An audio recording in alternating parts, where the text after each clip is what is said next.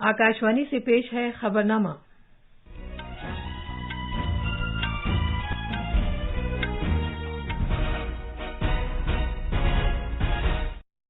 गुजरात में असेंबली इंतखाबात के पहले मरहले के लिए वोटिंग शुरू हो गई है। भारत आज G20 ग्रुप की सदारत संभालेगा। G20 लोगों में 100 तारीखी अहमियत की हामिल इमारतों पर चरागाह किया जाएगा।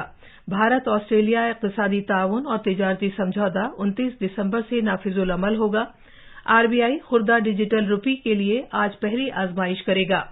आज नागालैंड में नागा विरासती गांव किसामा में हॉर्नबिल फेस्टिवल शुरू हो गया है और कतर में जारी फीफा आलमी कप में अर्जेंटीना, पोलैंड, ऑस्ट्रेलिया और फ्रांस प्री क्वार्टर फाइनल में पहुंच गए हैं।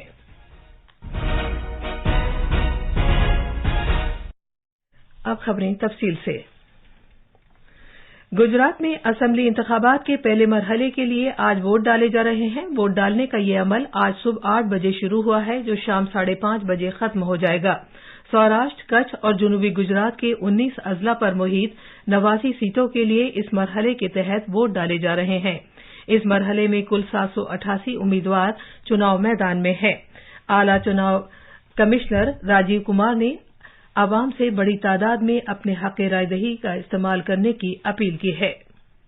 Gujarat is celebrating Festival of Democracy today.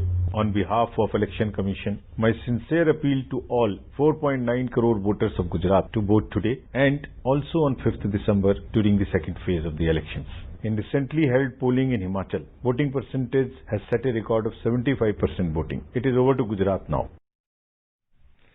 अब हम ताज़ा जानकारी के लिए रियासत के सौराष्ट्र खित्ते में मौजूद हमारे नामानिगार सुशील चंद तिवारी से बात करते हैं।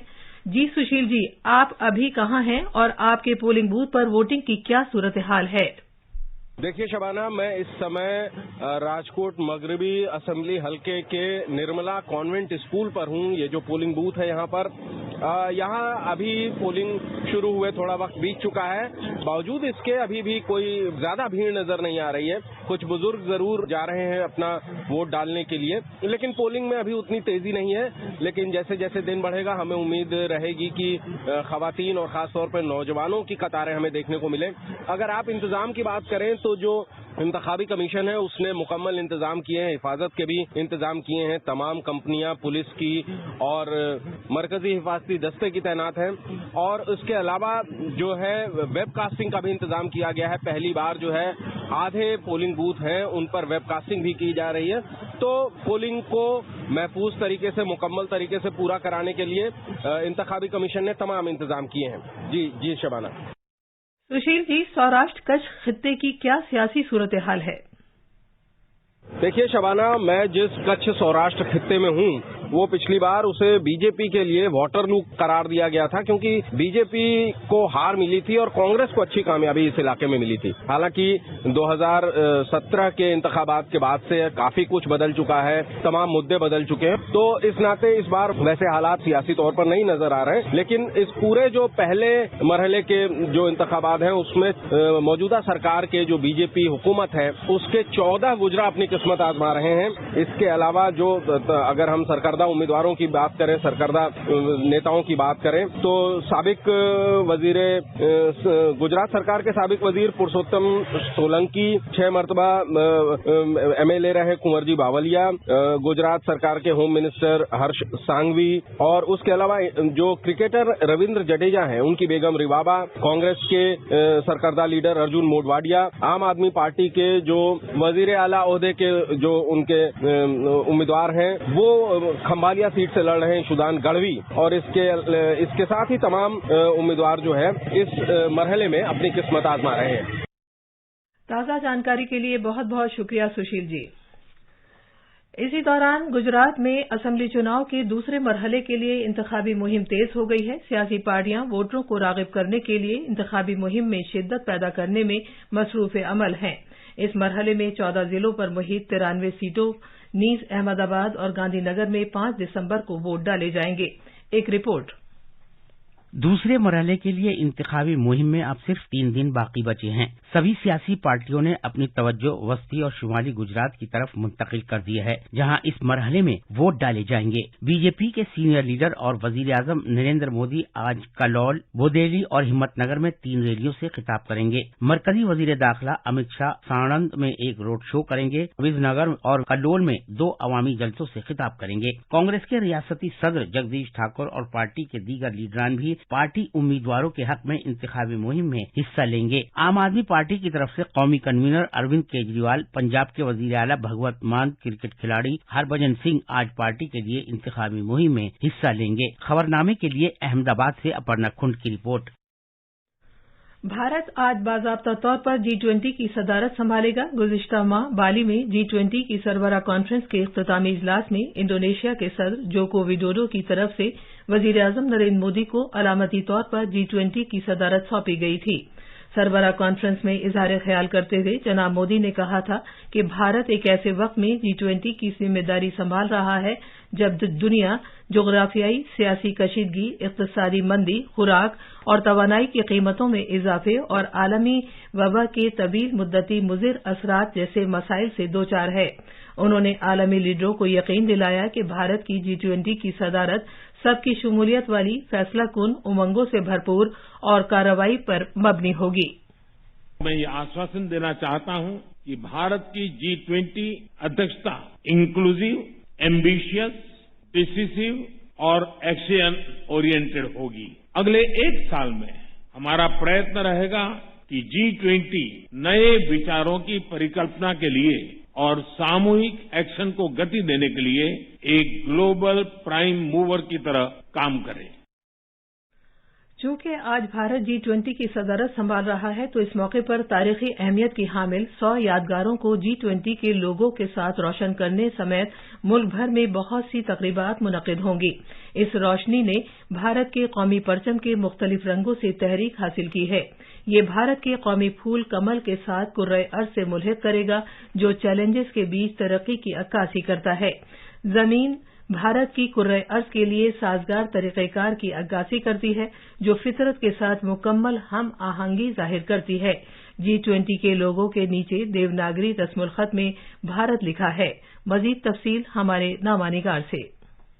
ग्रुप 20 में भारत की सदारत की थीम है वासुदेव कुटुम्बकम या एक कुर्रा अरज, एक कुनबा, एक मुस्तकबिल। ये थीम जमीन पर मौजूद सभी जिंदगियों जैसे इंसान, जानवर, पौधे और खुर्दवीनी जरसूमों के जमीन पर आपस में ताल्लुक की अक्कासी करती है। ये भारत के लिए एक बड़ा मौका होगा जब मुल्क आलमी मरकज में जगह बनाएगा। अपनी सदारत के दौरान भारत के कई मकामात पर 32 मुख्तलिफ शोबों में तकरीबन 200 मीटिंगें की जाएंगी। खबरनामे के लिए दिवाकर की रिपोर्ट।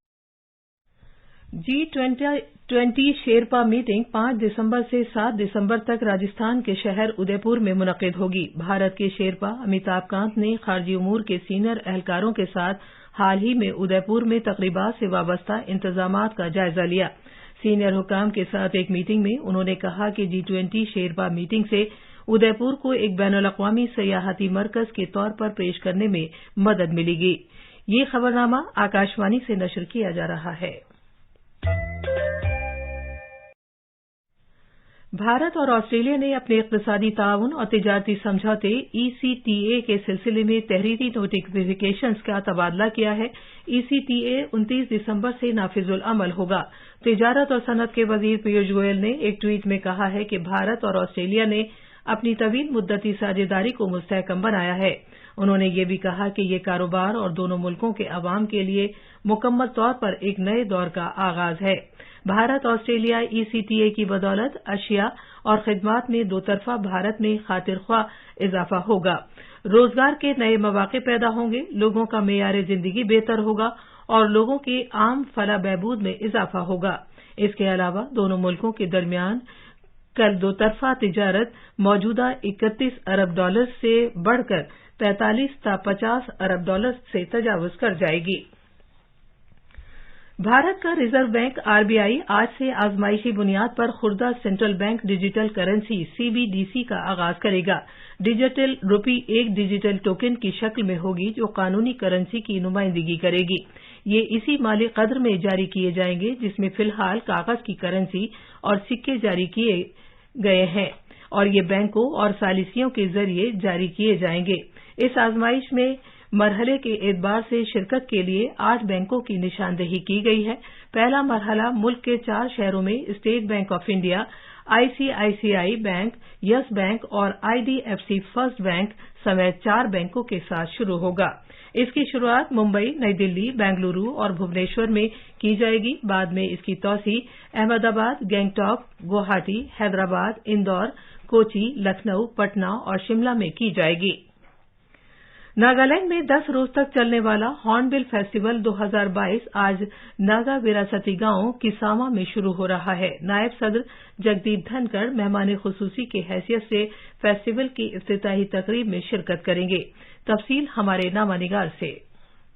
ये फेस्टिवल कोहिमा से तकरीबन 12 किलोमीटर दूर किसामा के विरासती गांव में मनाया जाता है। 10 रोजा फेस्टिवल में लोगों को तमाम नागा कबीलों की सकाफत और उनकी गैर मामूली सरगर्मियों को करीब से देखने का मौका मिलेगा। किसामा में कुल 132 स्टॉल लगाए जाएंगे, जहां 100 स्टॉल को बहुत छोटे और औसत दर्जे की सनतों के अलावा 32 आरजी स्टॉलों के जरिए कायम किया जाएगा। इसके अलावा रोजाना सकाफती तकरीबात मुनक्किद होंगी। 10 रोजा फेस्टिवल में hornbill, music festival, photo festival, fashion shows, adventure sports, night carnival और हॉर्टिस्केप वगैरह के अलावा दीगर सरगर्मियों का एहतमाम किया गया है। खबरनामे के लिए कोहिमा से ओसोनू की रिपोर्ट। वजीर-ए-आजम नरेंद्र मोदी ने परीक्षा पे चर्चा 2023 से मुताल्लिक दिलचस्प सरगर्मियों में हिस्सा लेने के लिए तलबा, उनके वालिदैन और असातिज़ा को मदऊ किया है। अपने पैगाम में उन्होंने तलबा के लिए तनाव से पाक माहौल तश्कील देने के तई मिलकर काम करने की जरूरत पर जोर दिया है। राष्ट्रपति भवन आज से आम लोगों के देखने के लिए हफ्ते में 5 दिन खुला रहेगा। ये टूर जुमेरात से इतवार तक दस्तयाब रहेगा। कतर में जारी फीफा आलमी कप में अर्जेंटीना, पोलैंड, ऑस्ट्रेलिया और फ्रांस प्री क्वार्टर फाइनल में पहुंच गए हैं। दोहा में ग्रुप सी के अपने आखिरी ग्रुप मैच में अर्जेंटीना पोलैंड को 2 गोल से हराने के बाद प्री क्वार्टर फाइनल में पहुंच गया है। अलबत्ता हारने के बावजूद पोलैंड ने भी मैक्सिको के साथ बेहतर गोल के फर्क से प्री क्वार्टर फाइनल के लिए क्वालिफाई कर लिया है। ग्रुप डी से ऑस्ट्रेलिया डेनमार्क पर 1 गोल से जीत हासिल करके फ्रांस के साथ प्री क्वार्टर फाइनल में पहुंच गया है। ग्रुप डी के एक और मुकाबले में ट्यूनीशिया ने मौजूदा चैंपियन फ्रांस को 1 गोल से हराकर तारीखी जीत हासिल की है। आज भारतीय वक्त के मुताबिक 8:30 बजे ग्रुप एफ के मुकाबलों में बेल्जियम का मुकाबला क्रोएशिया से और कनाडा का मुकाबला मराकश से होगा। देर रात भारतीय वक्त के मुताबिक 12:30 बजे के मैचों में जापान स्पेन का सामना करेगा, जबकि कोस्टा रिका जर्मनी का मुकाबला करेगा। ये थी खबरें। अब अखबारात के आईने के साथ हैं डॉक्टर माजिद। शुक्रिया शबाना।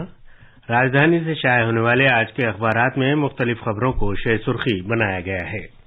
इनकलाब ने वजीर आजम नरेंद्र मोदी के इस बयान को शे सुर्खी बनाया है कि फिलिस्तीन से दोस्ताना रिश्तों की एक तारीख है। सभी अखबारों ने गुजरात असेंबली इंतखाबात के पहले मरहले की पोलिंग आज होने की खबर को पहले सफे पर जगह दी है। मिलाप ने अजीत डोभाल के इस बयान को अपनी शे सुर्खी बनाया है कि दहशतगर्दी इंसानियत के लिए सबसे बड़ा खतरा है। अखबार ने वजीर खारजा एस जयशंकर का यह बयान भी सुर्खी के साथ शाये किया है कि हिंदुस्तान का उरूज टेक्नोलॉजी के उरूज से मुंसलिक है। अखबार मशरिक की एक खबर के मुताबिक आज से डिजिटल रुपए की शुरुआत। रोजनामा प्रताप ने कौमी शुमारियात के दफ्तर की यह रिपोर्ट सुर्खी के साथ शाये की है कि भारत की तरक्की की शरह में बेहतरी के इम्कान, शरह-नमू 6.3% रही। हिंदुस्तान एक्सप्रेस ने सुर्खी लगाई है सेंसेक्स 63,000 की बुलंदी पर पहुंच गया। खास खबरें एक बार फिर। गुजरात में असेंबली इंतखाबात के पहले मरहले के लिए वोटिंग शुरू हो गई है। भारत आज G20 ग्रुप की सदारत संभालेगा। G20 लोगों में 100 तारीखी अहमियत की हामिल इमारतों पर चरागां किया जाएगा। भारत ऑस्ट्रेलिया इक्तिसादी ताउन और तिजारती समझौता 29 दिसंबर से नाफिजुल अमल होगा। आरबीआई खुर्दा डिजिटल रुपी के लिए आज पहली आजमाइश करेगा। आज नागालैंड में नागा विरासती गांव किसामा में हॉर्नबिल फेस्टिवल शुरू हो गया है और कतर में जारी फीफा आलमी कप में अर्जेंटीना, पोलैंड, ऑस्ट्रेलिया और फ्रांस प्री क्वार्टर फाइनल में पहुंच गए हैं। इसी के साथ खबरनामा खत्म हुआ।